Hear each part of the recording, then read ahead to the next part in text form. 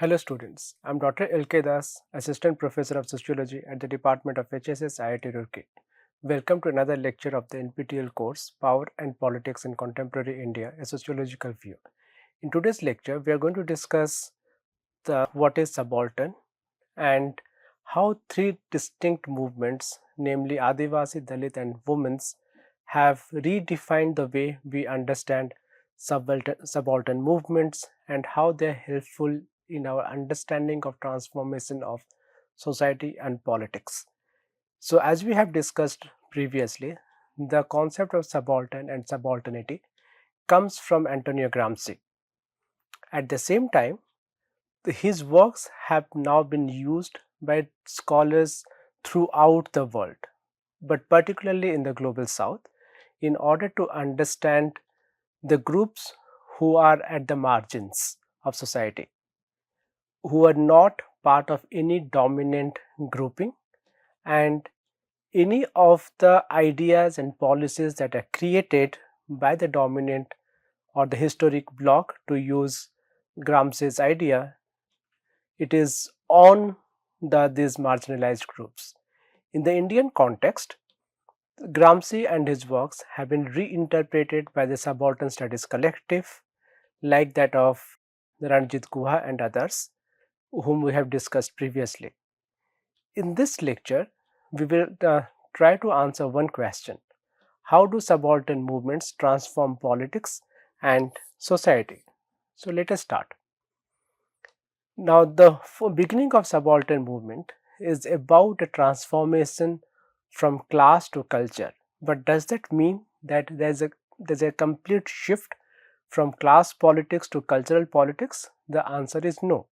And this is what we had highlighted in the previous lecture, that when it is the case of subalterns, when it is the case of marginalized groups, about Dalits, about Adivasis, about women of color, we cannot dissociate the so-called old social movements and new social movements.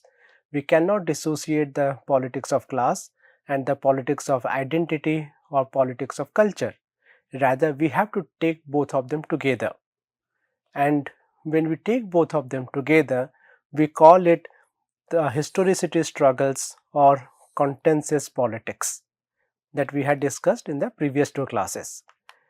Now, the second aspect of this classification is that the newness of these movements or the newness of identification of subalterns and subalternity. Maitreyi Chaudhary has argued that newness of these movements lies in their transformative power, how and what ideas they are transforming and how they are transforming. So, in other words, the transformation that we see is regarding the very idea of democracy itself. The very idea at what constitutes of democracy, what constitutes of democratic rights, and what constitutes of civil society, what constitutes of political society, and most importantly, who constitutes these societies. Does civil society speak only the language of upper caste patriarchal elites, or they also speak the language of non-upper caste and non-patriarchal groups? Does the political society only speak of the illegalities, or they also speak about the legalities or the grey zone between legalities and illegalities? So, what does democracy mean? Does it mean exclusions and inclusions, or does it mean overshadowing exclusions by a very dominant upper caste patriarchal language? So, New India or the newness in India or the newness of social movements are about challenging these already pre-existing notions of certain societies, certain communities and certain organizations, and most importantly certain discourses. So, first movement that we are going to discuss is that of Adivasi movements of Jal, Jangal and Zameen. Now, Jal, Jangal and Zameen, this is a very well-known slogan that for Adivasis, Jal, Jangal and Zameen, they are paramount, because that is where you have the idea of ecological justice. It is about cultural autonomy. It is about the Mulvasi or Mul Nivasi identity. Adivasi itself means Mulvasi, the first the who have come here. Now the interesting part of it is that the very idea of Jal, Jangal and Zameen might constitute or might be constitutive of new social movements, because Jal, Jangal and Zameen, they are being associated with something called culture. But is that so? As we had discussed with Ranjit Guha, as we had discussed with Partha Chatterjee and others, Adivasi movements under the category of peasant movements have been happening since a very long time.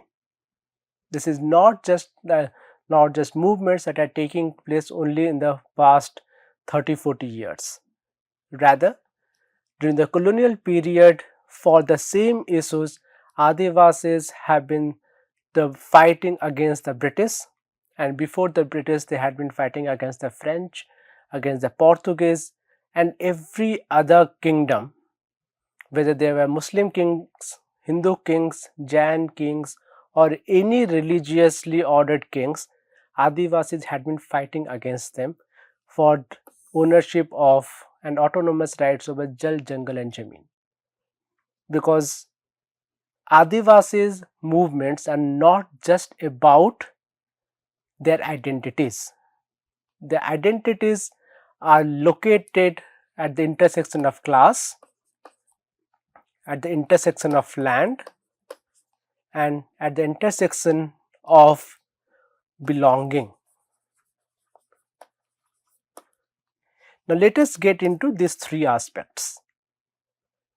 The first aspect of class is that while Adivasis themselves self-identify as the owners of the land they have been inhabiting since hundreds of years, the class struggle happens because this identification of ownership is not acknowledged by colonial forest laws.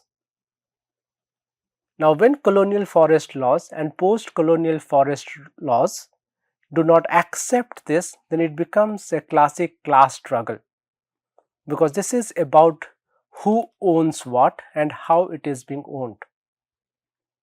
The ownership rights of Adivasis are not acknowledged because colonial laws spoke about land and its rights as papers or as written down on papers, like the pattas we have. Because the Adivasis did not have private ownership, so they did not have pattas regarding this ownership. Now, a class of people who understood laws, who understood ownership through papers, regarded these claims to be films in character. So, because they were not addressed, so the class issue of ownership of means of production as well as forces of production was a classic class conflict. Second, about land, because land is one of the key participant or constituent of means of production, and there is a symbolic, there is a material as well as non-material connection between people who have been cultivating those lands and the outsiders who claimed those lands.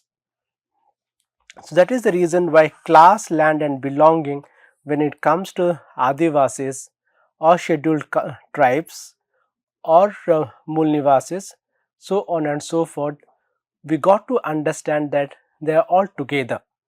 We cannot dissociate one from the other, because the moment we do so, it is going to take away the very essence of these movements. So what are the repertoires that they are following now? Jal Jangal Zameen is classified through padyatras, songs, cultural symbols, gram sabha activism, so on and so forth. Uh, you could find out more about it in the literature that has been written about various anti the disposition movements, whether it is Narmada Bachao Andolan, whether it is that of the case of Niyamgiri or the protection of Niyamgiri, as well as several other cases throughout the country. And most interestingly, this is not just happening, or these padyatras, songs and cultural symbolisms are not just happening in the Indian context, it is happening across global south. So Adivasi leaders are not only restricting themselves to speaking about their own issues among the Adivasis, but they are also speaking with non-Adivasis who are sympathetic about these causes. They are speaking with the academicians, they are speaking with journalists, they are speaking with leaders from other countries, from Latin America, from Africa, from Southeast Asia, who have been subject to colonial rule, colonial power, and continuity in the post-colonial period. So the adoption of a term like Adivasi itself is a political moment, because the moment somebody claims themselves to be Adivasis, that says that we came here first and we are different from you. So the moment you argue about us, you call us the jungli, you call us any other jati. So we are not jatis. We are not backward class Hindus or backward caste Hindus like Ghuriya Uda have argued. We are distinct from your jatis. We are not part of caste system. We are outside of it. We have our own religion, we have our own beliefs, and our beliefs are associated with Jal, Jangal and Zameen. So the movement is both part of new social movement as well as old social movement. Same law applies with the Dalit movements that have been happening in the country. Now, unlike many other movements that have happened before this as well as after it, Dalit movement in the image of Ambedkar's ideas of democratic revolution is about annihilation of caste itself. It's not annihilation of untouchability.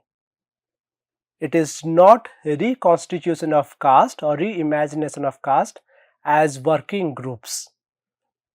It is not about caste, whether it is an occupational category or hereditary category.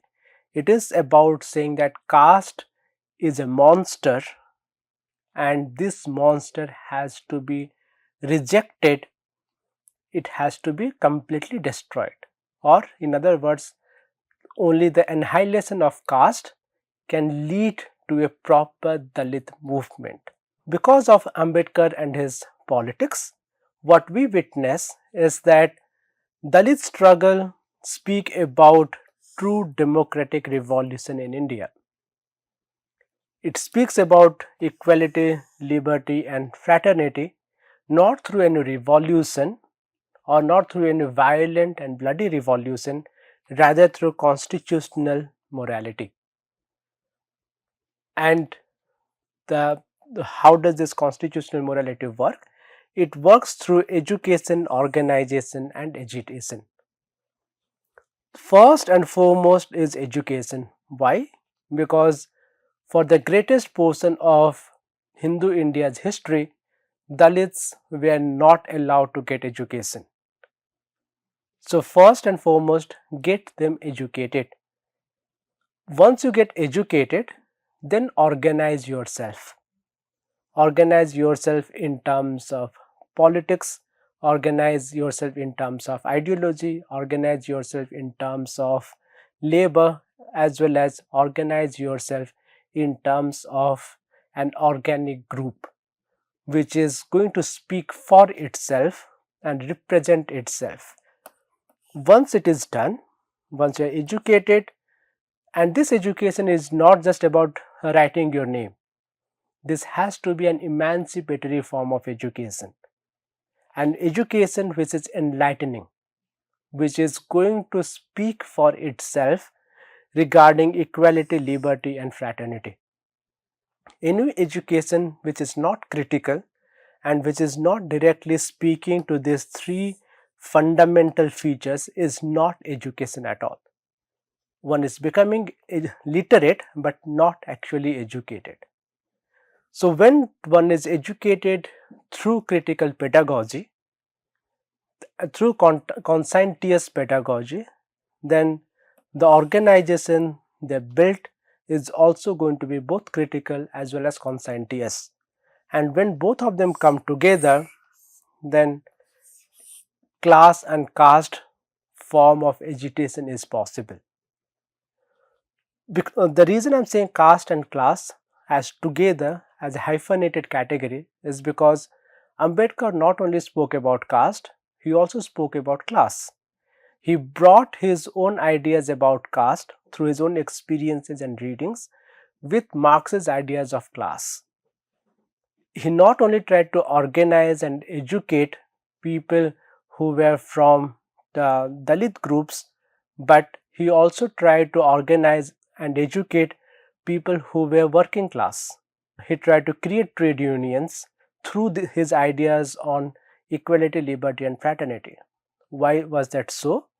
It was because Ambedkar argues that in the Indian context, if we speak about class and leave aside class, that means we are not understanding how human life works in India, even on the shop floor. Because what modernity was supposed to do is it was supposed to create an egalitarian, libertarian, and fraternity consciousness. But because there is caste consciousness, so these three will not get addressed the way it was addressed in the liberal West. So, caste and class need to be studied together so that a new conscientious human citizen can be created in this country. And following the ideas, counter publics in terms of civil society as well as political society have been created throughout the country as well as outside of the country by celebration of Ambedkar Jayanti, publishing a different kind of materials in terms of pamphlets, in terms of newspapers, in terms of books and poems and so on and so forth, to create consciousness among different sets of people and different groups of people. And finally, by the creation of a political party like Bahujan Samaj Party, which would take the ideas of Ambedkar and make it possible for a different imagination to exist. But while the Dalit movement and the annihilation of caste has been an ongoing struggle, what we also witness is the consistence, the forms of caste violence and fight for substantive equality. Caste violence it has subsided, but it has not stopped. Dalit youth are still being targeted for wearing mustaches, for wearing pagadis, or doing what anybody and everybody in a free society is capable of doing. Many times, many of these things are happening in rural areas, but that does not mean they are not happening in urban locations. We'll discuss more about how the urbanization has impacted in the next lecture. Suffice it to say is that caste violence still persists. The third movement that we are going to discuss today is women's movement. And the beauty of women's movement is speaking about personal as political. That means what is happening inside the closed doors is not about, it is not about something happening between husband and wife, between a bride and her in-laws. Rather, it is political. It is happening because the society is letting it happen. Whether it is issues related to dowry deaths, about rape, about domestic violence, or representation of certain individuals somewhere. What we also witness here is that dowry deaths, if you go back and read any item, pick up any newspaper in the early 80s or throughout the 80s and early 90s, you'll find not even one single day would pass when dowry deaths would not be reported there. And how these dowry deaths would happen? It would be simply that an accident has happened inside the kitchen, and the gas stove has burst into flames, and the newly married bride got burnt, or she slipped down the stairs and died, or she died because of an accident, or she stabbed herself to death, or she hung herself to death. So every single day you would find this kind of issues. Marital rape is also a similar issue, which is still being debated in our country. Domestic violence, both covert and overt forms. Many a times it's difficult to even notice whether domestic violence is happening or not. Because what if it is not physical in nature? What if it is just verbal? Or it is not even verbal, it is manifested through simple gestures. So what feminist scholars have done and feminist activists have done is that they dug down each one of these cases and try to show how these cases are related to broader ideas of how women are treated in our society. What are expectations from a bride? What are expectations from a girl child? Why female infanticide, or why the female infanticide is so rapid, it's so widespread in our country? So these are the questions that are taken by women's movement when they spoke about personal issues being political or personal problems being political issues. And in this, what they did is that they followed street theater, they wrote petitions, and a few years back, hashtag #MeToo became one of the ways through which it was articulated. And here the state has been both an ally as well as an oppressor.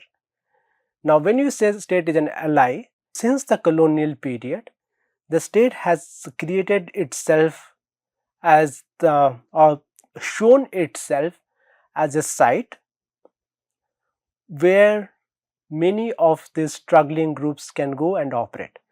They can write petitions, they can file cases in the court, and they can get laws created.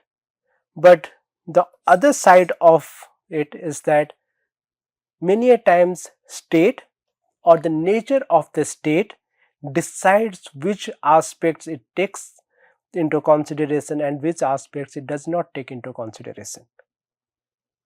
In other words, while dowry deaths were considered to be worth reprehensive, marital rape is not considered to be so, because marriage is a sacrosanct act among Hindus, among other religious groups. So if there is a case of marital rape, that means we are questioning the very foundation of our religion based societies. And a state which closely identifies itself with a particular interpretation of religion is either going to be an ally or an oppressor. So that is the reason why scholars like the Nivedita Menon have looked at these movements from gender politics as well as from politics that is related to how masculinity is formed and how masculinity is formulated. And Dalit feminism takes this entire debate a step further, because what it does is that it not only speaks about what is happening at the personal level, but also it is speaking how personal and political both of them are negligent of what is happening to the Dalit groups, particularly Dalit women, because Dalit women face caste, gender and labor exploitation. Being Dalit, they are doubly mistreated. Being Dalit women, their gender is doubly mistreated and non-recognized, and because they are Dalit women who also work as manual laborers, so the labor is also not recognized or exploited lot more than how an upper caste woman or some other woman would be treated. They also speak about both Brahmanical patriarchy and Dalit patriarchy, because the patriarchy moves beyond caste. Men will be men, or patriarchy remains whether you belong to one caste group or another caste group. So Dalit feminist standpoint is about lived experiences of Dalit women. What do they feel, how do they feel, and what they are going to do with their lives, and what agency do they have, or whether they have agency or they do not have this agency is something that they have been discussing about. So what are the points of convergence and divergence? Points of convergence means that each one of these movements have used law, media and community mobilization in order to gather support as well as speak for themselves. At the same time, they are also looking at democracy as participatory and also as cultural assertion.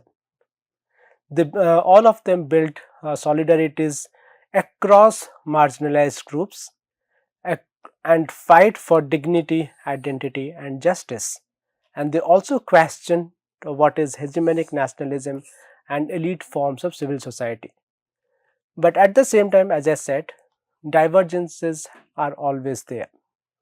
First divergence is that while Adivasis are looking at forest, Dalits are looking at village and public sphere, women are looking at home and workplace. Does that mean that Adivasis do not have villages have no access to public sphere, or the Adivasi women are treated differently at homes and workplaces? Because our experience shows that many Adivasi women come to the caste based societies or come to urban locations to work as daily wage laborers, and they may be mistreated or they may be treated at par with many Dalit women.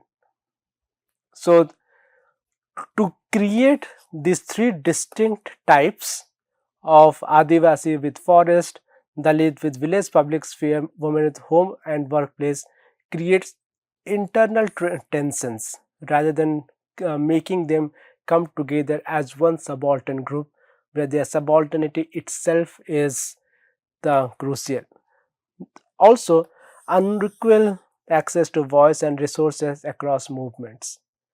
Many a times, Adivasis, because they are living in certain inaccessible locations, they also lack certain form of resources and also certain forms of voice.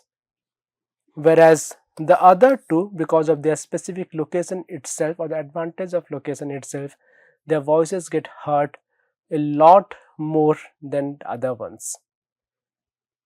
So what is required is intersectional solidarity as ethical and political challenges. In the contemporary transformation to this type of movements is particularly related to digital activism and online solidarities that we had discussed previously also. For example, now we have something called somebody called Dalit YouTubers, Dalit Camera and others, as well as Adivasi environmental defenders and feminist collectives who have been working here on the digital platforms through social media in order to create transformations, consciousness among different sets of people, and make the judiciary particularly conscious of the day-to-day experiences and everyday experiences of these groups. So these are a few questions that I have for you in order to look at what we have been discussing over the past 2-3 lectures as well as the course overall. So one key question that I would like you to look at is this: are Adivasi ecological struggles compatible with industrial modernity, or can Adivasis be understood only as pre-modern, pre-industrial communities who are not compatible with industrial modernity? Are they anti-development? Are they anti-national? What are they? Think about it. So there are certain references and further readings, you can go through them. Thank you.